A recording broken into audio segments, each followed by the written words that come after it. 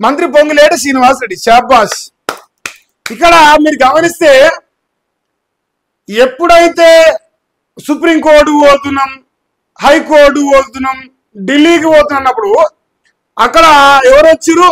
వాకిటి శ్రీగారు వచ్చిండు, పొన్నం ప్రభాకర్ వచ్చిండు, బట్టి విక్రమార్క వచ్చిండు. అయితే బీసీలు, అయితే ఎస్సీలు, ఎస్టీలు, దళితులు ఆడవరకే వస్తారు. ఇది ప్రభుత్వానికి లంగ పేరు వస్తప్పుడు, మళ్ళీ చెప్తానా, ప్రభుత్వానికి లంగ పేరు వస్తప్పుడు బీసీ, ఎస్సీ, ఎస్టీలు వస్తారు. కానీ ప్రభుత్వం ఒక మంచి నిర్ణయం తీసుకొని ఆ నిర్ణయం ప్రజల్లోకి పోవాలన్నప్పుడు సడన్ గా రెడ్లు వచ్చేస్తారు. అదేం అర్థం కాదు. అది ఉత్తమ్ కుమార్ రెడ్డి వస్తాడు, రేవంత్ రెడ్డి వస్తాడు, పొంగులేటి శ్రీనివాస్ రెడ్డి వస్తాడు, వెంకరెడ్డి వస్తాడు. అంటే లంగా పనులకు మాత్రం బీసీ, ఎస్సీ, ఎస్టీ మంత్రులు కావాలి, మంచి పనులకు మాత్రం పొంగులేటి శ్రీనివాస్ రెడ్డి కావాలి. ఎవరిని పిచ్చోళ్ళని చేస్తారు? కళ్ళకి కనిపిస్తారు కదా జనాలకు. బండ బూతులు ఇచ్చే కారణం బీసీలు రావాలి మంత్రులు. ఎమ్మటే ప్రెస్ మీట్ పెట్టి పొన్నం ప్రభాకర్ బలహీన వర్గాల ప్రజలకు అని ఆయన కథలు చెప్పాలి. అప్పుడు బండ బూతులు ఎవరు తిరుగుతారు? పొన్నం ప్రభాకర్ తిరుగుతారు. అప్పుడు పొంగులేటి శ్రీనివాస్ రెడ్డిని తిట్టరు.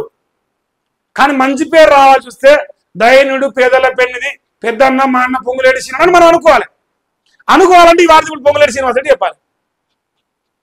జరా సోయి తెచ్చుకోరేవంతనా, ఏం చెప్తున్నావు, నువ్వేం చేస్తున్నావు, ఏం లత్కోరు పనులు చేస్తుంటే చెప్పాలి చూస్తున్నావు, గమనించుకో. ఇదా నీ యొక్క వ్యవహార శైలి. పొంగులేటి శ్రీనివాస్ రెడ్డి ప్రెస్ మీట్ పెట్టి చెప్తాడు. మంత్రులు అందరూ సమీక్షలో పాల్గొనరు కదా, పాల్గొనడం వాళ్ళ ఆర్థిక పెట్టలే. పోనీ నువ్వే ఈయన ఏం మినిస్టరు, ఈయన పోర్ట్ఫోలియో ఏంది, ఈయన చెప్తున్న ప్రెస్ మీట్ ఏంది, డమాకోన్ కానీ ఉందా? ఇప్పుడు మా అక్క పేరు సీతక్క, మా సీతక్క వచ్చి పెడితే మీరు సంతోషపడుతూ ఆ మాట్లాడాలి కదా ఈ శాఖ పైన. లేదు అట్లీస్ట్ మా ఉత్తమ్ కుమార్ రెడ్డి ఆయన ఏదో పౌర సరఫరా శాఖ అంటున్నా, ఆ శాఖ సల్లగుండా అదన్నా రెవెన్యూ శాఖ ఆయన వచ్చి ప్రెస్ మీట్ పెట్టేది. ఆయన ఏం పని, నాకు కథ ఏంది? దమాకులా మీకు పుర్రే ఇంత తిరుగుతుంది, ఇంత తట్టడి తిరుగుతుంది. మారు జరా మారి సిగ్గు తెచ్చుకోరి. ఇంకో ఇప్పుడు వీళ్ళు తీసుకున్న నిర్ణయం ఏందనుకుంటారు? ఇప్పుడు ఇంత బలమైన నిర్ణయం ఏది తీసుకుంటే పొంగులేటి శ్రీనివాస్ రెడ్డి ప్రెస్ మీట్ తెలుసా? బీసీ, ఎస్సీ, ఎస్టీలు ఎందుకు రాలేదు తెలుసా? ఈయన తీసుకున్న నిర్ణయం రాష్ట్రం మొత్తం ఇలా స్టేటస్ పెట్టుకుంటారు. పొంగులేటి శ్రీనివాస్ రెడ్డి ఈ మాట చెప్పిండు, కానీ పొన్నం ప్రభాకర్ చెప్పిండు, వాకిటి శ్రీ గారు చెప్పిండు, సురేఖ చెప్పింది, సీతక్క చెప్పిందని రావద్దు. ఎందుకంటే వాళ్ళు బీసీ, ఎస్సీ, ఎస్టీలు కదా, వాళ్ళకు లంగ పేరు వచ్చే ప్రెస్ మీట్లు కావాలి, గొప్ప పేరు వచ్చే ప్రెస్ మీట్ మాత్రం ఇంకో రెడ్లు పెట్టారట్లే. కాంగ్రెస్ నీతి, రాజనీతి, బీసీలకు సామాజిక న్యాయం అట్ట కనిపిస్తుంది ఇలా. ఇప్పుడు వీళ్ళు తీసుకున్న నిర్ణయం చూడండి, ఇద్దరు పిల్లల నిబంధన ఎత్తేసిరు. ఇద్దరి కన్నా ఎక్కువ సంతానం ఉన్నవారు కూడా స్థానిక ఎన్నికల్లో పోటీకి అర్హులే. నేనేం చెప్పినా, ఇద్దరు కంటే పిల్లలు ఎక్కువ స్థానిక ఎన్నికల్లో పోటీకి అనర్హులు ఉంటుండే. ఇప్పటి వరకు కాంగ్రెస్ పార్టీ ఏం చేసింది, ఆ ఇద్దరు పిల్లల నిబంధన ఎత్తేసింది. అంటే ఎంతమంది పిల్లలున్నా మీరు స్థానిక ఎన్నికల్లో పోటీ చేయొచ్చు అని చెప్తాను. ఇప్పుడు ఇదేమవుతుంది, ఎవరెవరైతే పోటీ చేద్దాం అనుకుంటే వాళ్ళందరూ ఇలా ఫోన్లు చూస్తూ ఉంటారు. అందరికీ పొంగులేటి శ్రీనివాస్ రెడ్డే కనిపిస్తారు, అక్కడెక్కడ బీసీలు కనపడరు, అక్కడెక్కడ కూడా బీసీలు కనపడరు, అంతా వాళ్ళే అవుపిస్తారు. సరే అది వదిలేదాం.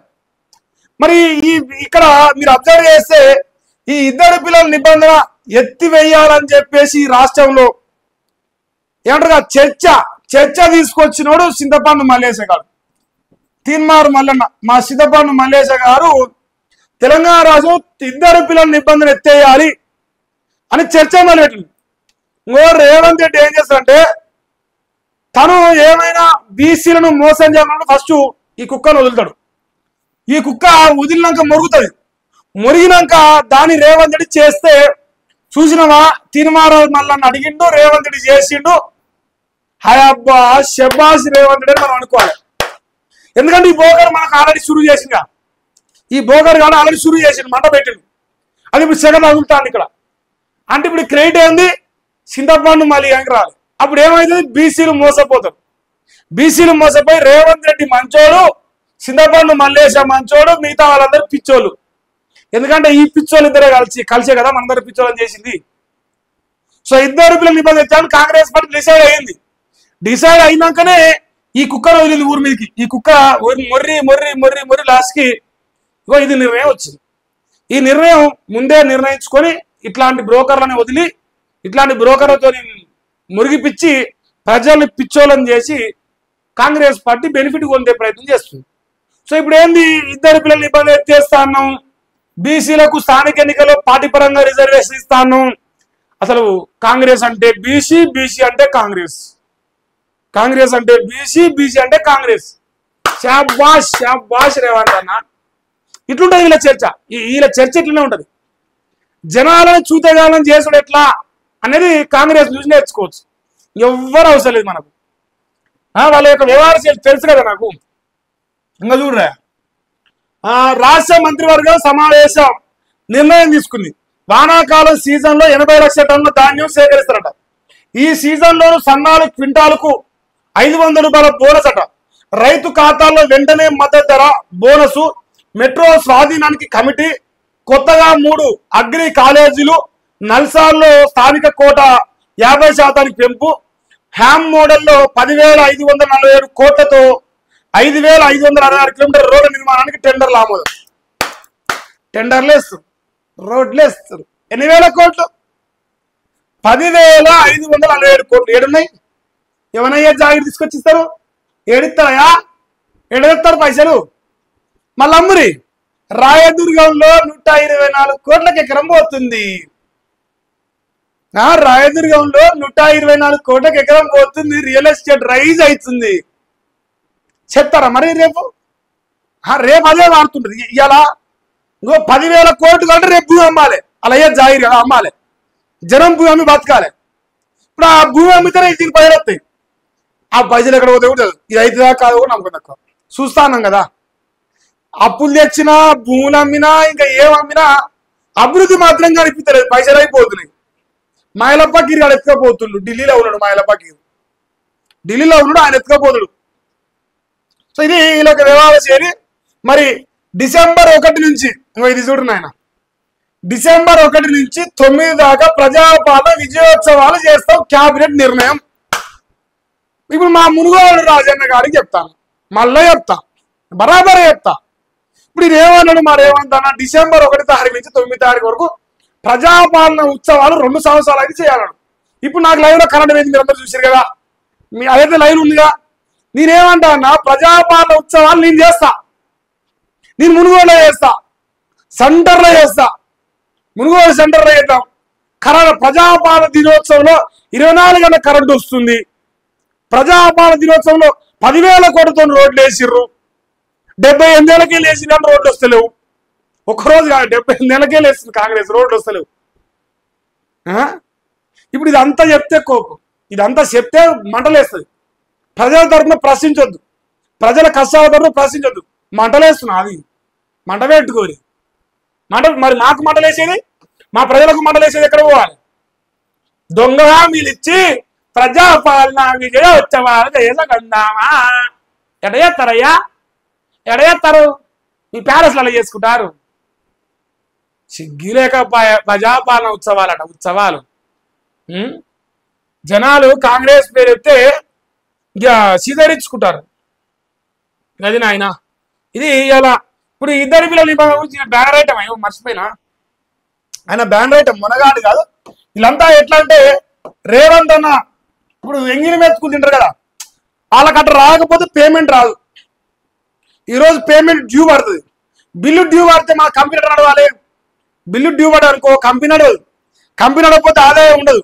సో అందువల్ల ఇప్పుడు బిల్లు వచ్చేస్తాయి వీళ్ళకు. ఇలా బిల్లు వచ్చేస్తుంది వీళ్ళకు. పేమెంట్ ఎంత ఇవ్వాలా?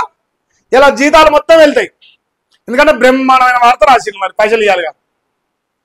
స్థానిక ఎన్నికల్లో ఇద్దరు పిల్లల నిబంధన ఎత్తివేత. న్యాయ నిపుణుల సూచనతో బీసీ కోటాపై ముందుకు రాష్ట్ర కేబినెట్ భేటీలో కీలక నిర్ణయాలు. ఈయన వాకిటి శ్రీ గారు పక్కనే కూర్చుండు.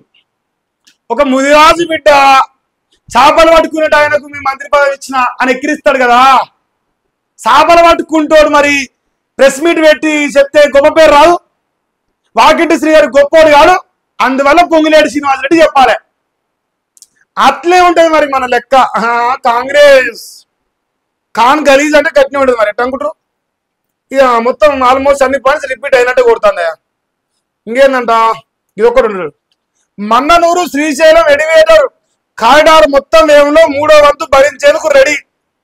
ఇక నిర్ణయాలను మీడియాకు వెల్లడించిన మంత్రి పొంగులేటి శ్రీనివాసరెడ్డి పక్కన గీత గీసిండు వాకిటి శ్రీహరి మైక్ పట్టుకోవడం నేను చూలే ఈయన కాడుందా మైక్, ఈయన కాడుందా, ఓరు కాడుంది, ఓరు మాట అన్నట్టు మైక్ ఉన్నోడు మాట్లాడతారా మైక్ లేనోడు మాట్లాడరా చెప్పురా. ఎందుకు పిచ్చోళ్ళని చేస్తురే మమ్మల్ని? సరిపోదలేదా ఇప్పటికి పిచ్చోళ్ళని చేసింది?